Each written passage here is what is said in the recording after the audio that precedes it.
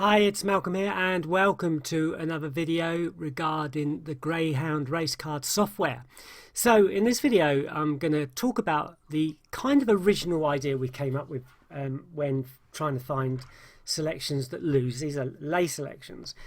And basically it's based on the scoring system. Now people have adapted it depending on how long they get during the day to bet, how many selections they want to see, you know, what their risk, how risk adverse they are, that kind of thing. So, but what I wanted to do is I wanted to show you the way I often do it, because I quite like this idea because it gives me plenty of races. I can kind of pick and choose them as well. I'm not feeling too comfortable about one. I could just leave it, and it's not going to make a lot of difference. But the basic idea goes back to the score, which is this column here. So if we sort by score, now in this particular version, generally I kind of say a score of 1 to 5 is okay, but I tend to stick to 1 to 4 a lot of the time. I might use 5, it depends on again how I'm feeling, but generally I would suggest 1 to 4. But if you do this yourself, you can test it out and see whether it's worth taking in 5s or whatever. I don't generally take 6 or 7s or 8s. Now what you're really looking for is a single low scorer.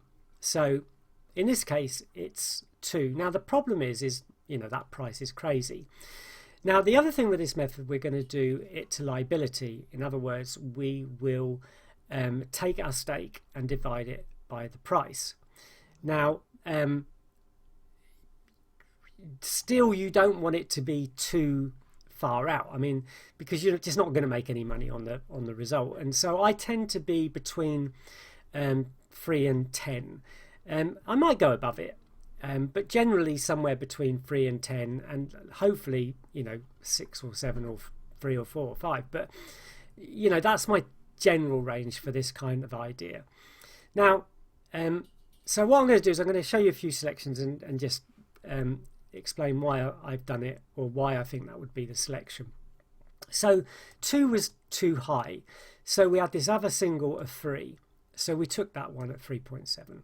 So it was over the 3. It is a single selection still, and it's fine. Now if you're going to go on just single selections, that's fine, but you'll find a lot of them are like this one, 3, 3 and 4. Now what I tend to do is I don't go on the lowest price.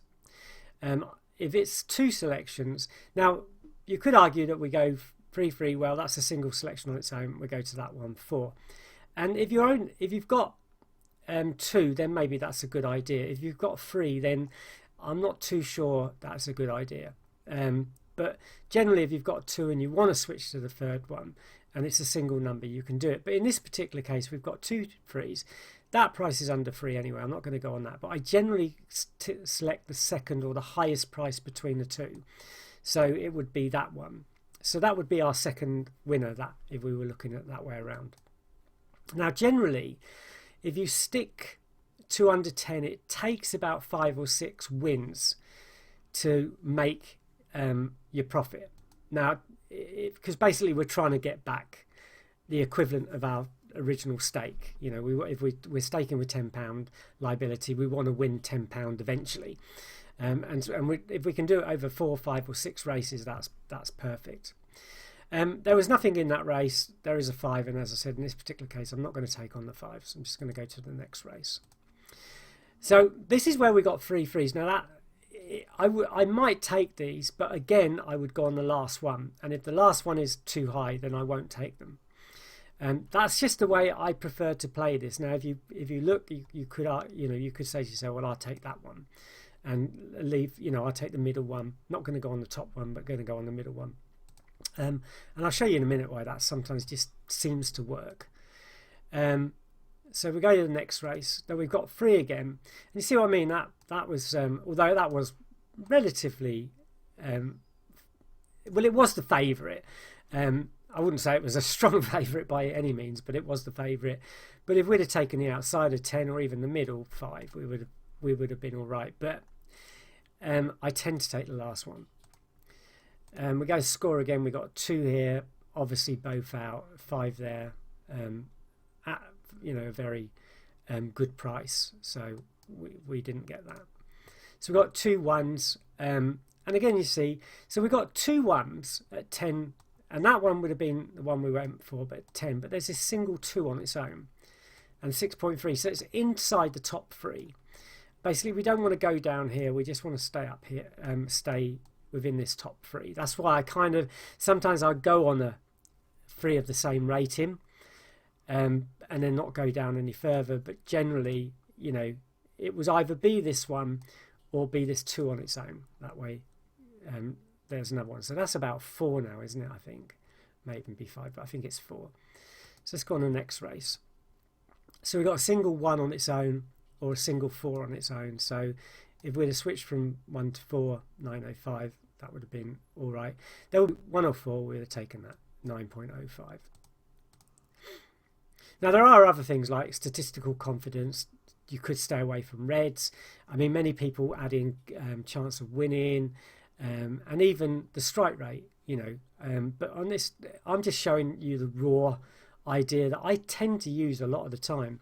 So obviously that 3 at 2.93 is a bit low. So we go to the 4, 4.8, and that would have been another winner. And I think by now we'd have made our money up. But we do get, I think there's a loser here I want to show you. Because they don't always win. So here it is here. There's 2 at 6.63. There was no reason not to be on that runner. Everything kind of stacks up that that's a good runner, but in this particular case it came in. It sometimes happens, but by now we would have either made that profit, or even if we hadn't, we're pretty close to it. But you want to get out when you made your profit if you can. But you might find with this method that you can actually carry it on and keep going. So if we go a few more, we've got 2 2s. So if you wanted to, 1965. The other thing you could say to yourself, you know, there might be, if this one is like 8, then it might be worth going on, I don't know. But another thing that you can check out, a score of 1, it's over the 3, so no reason why we didn't take on that one. And we could have lost if we'd have gone to the second one anyway. So, and again, that's a red race, you know, again, you want to be a little bit careful. There's a 9 there. 2 3s. We had a 6 or 6. It wouldn't have mattered.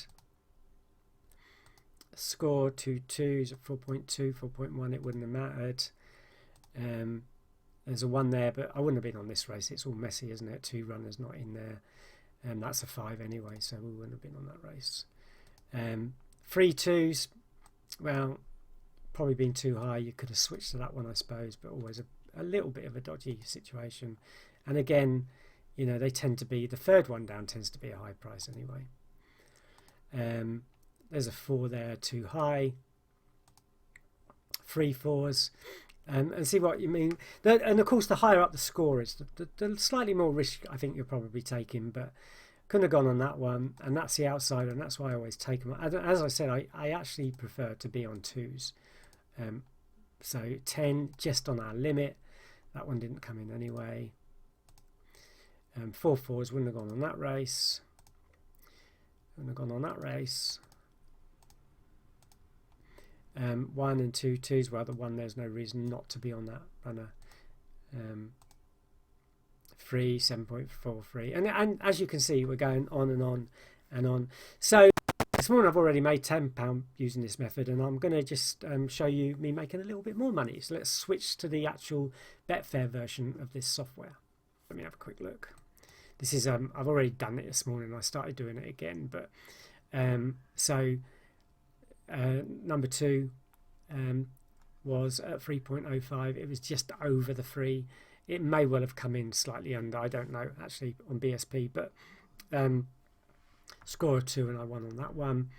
And this one I done, there were 2 free scores of 3, and that was the highest price between the 3 of them at 6.20, and won on that one.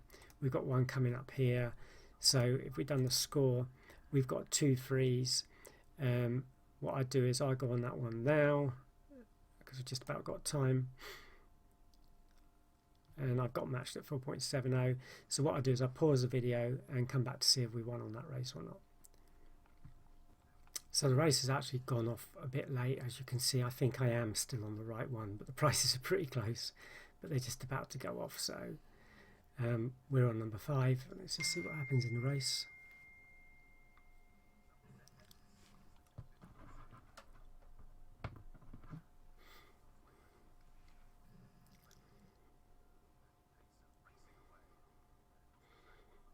one's got off well. Number 5 is at the back at the moment.